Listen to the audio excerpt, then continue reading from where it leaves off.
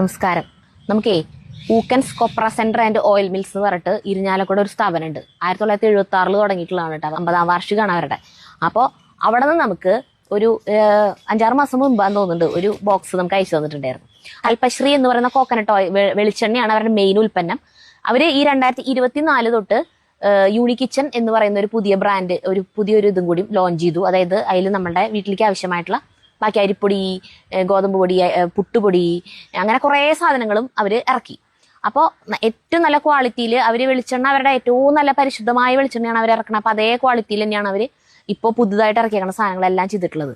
അപ്പോൾ അവരുടെ ഉൽപ്പന്നങ്ങളൊന്ന് ഉപയോഗിച്ച് നോക്കൂ എന്ന് പറഞ്ഞിട്ട് നമുക്ക് അയച്ചെന്താണ്. നമ്മളതെല്ലാതും ഉപയോഗിച്ചു, എല്ലാം നല്ലതായിരുന്നു. വേണമെങ്കിൽ നിങ്ങൾ ഓരോ വീഡിയോയിൽ കണ്ടിട്ടുണ്ടാവും, ഞാൻ ഉണ്ടാക്കുമ്പോൾ ആ പാക്കറ്റ് പൊട്ടിക്കുമ്പോഴൊക്കെ ആ പാക്കറ്റ് ഇവിടെ ഇരിക്കുന്നുണ്ടാവും. ഞാൻ അതിനെക്കുറിച്ച് പറഞ്ഞിട്ടുണ്ടായിരുന്നില്ല. ഉപയോഗിച്ച് നോക്കിയിട്ട് നല്ലതാണെങ്കിലാണല്ലേ പറയണ്ടേന്ന് വിചാരിച്ചിട്ട്. അപ്പം അങ്ങനെ നമ്മൾ എല്ലാ പ്രോഡക്റ്റും ഉപയോഗിച്ച് നല്ലതാണെന്ന് അവരോട് പറഞ്ഞപ്പോൾ അവർ വീണ്ടും നമുക്കൊരു ബോക്സ് അയച്ചു തന്നിട്ടുണ്ട്. ഈ ബോക്സ് അയച്ചു തന്നിട്ടും കുറച്ച് നാളായിട്ട് നമ്മളിത് പൊട്ടിച്ചിട്ടൊന്നുമില്ല. അതിൻ്റെ ഇടയ്ക്ക് സൂറത്തെ പോക്കും ബോംബെ പോക്കും ഒക്കെ ആയിട്ട് നമ്മൾ ബിസി അല്ലായിരുന്നേ.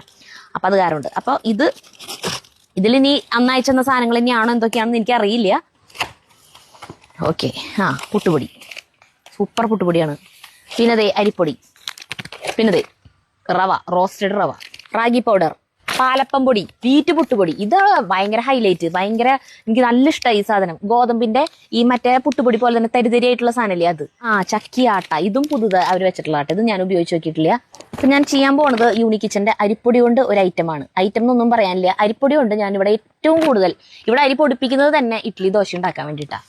നമ്മൾ ഉഴുന്ന് പച്ചരിയും കൂടി കുതിർത്തിട്ട് ഇഡ്ഡലി ദോശ ഉണ്ടാക്കുന്ന പരിപാടി എനിക്കില്ല. കുറേ വർഷങ്ങളായിട്ട് ഞാൻ അരിപ്പൊടി കൊണ്ടാണ് ഉണ്ടാക്കാറ്. ഉഴുന്ന് കുതിർത്ത് വെച്ചിട്ടുണ്ട്, ഫ്രിഡ്ജിൽ വെച്ചേക്കായിരുന്നു. ഇത് അരച്ചുകൊണ്ട് വരാം.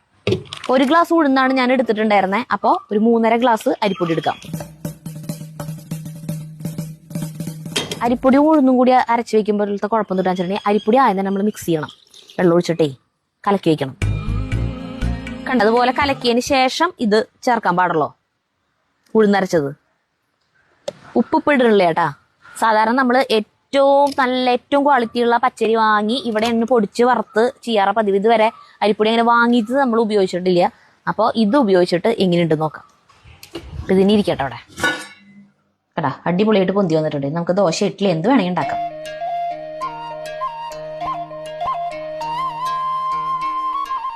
അപ്പൊ ഈ യൂണിക് കിച്ചന്റെ പ്രോഡക്ട്സ് ആവശ്യമുള്ളവര് ഇവരുടെ വെബ്സൈറ്റ് അഡ്രസ്സൊക്കെ തരാം, അതിൽ കയറിയിട്ട് വാങ്ങിയാൽ മതി കേട്ടാ.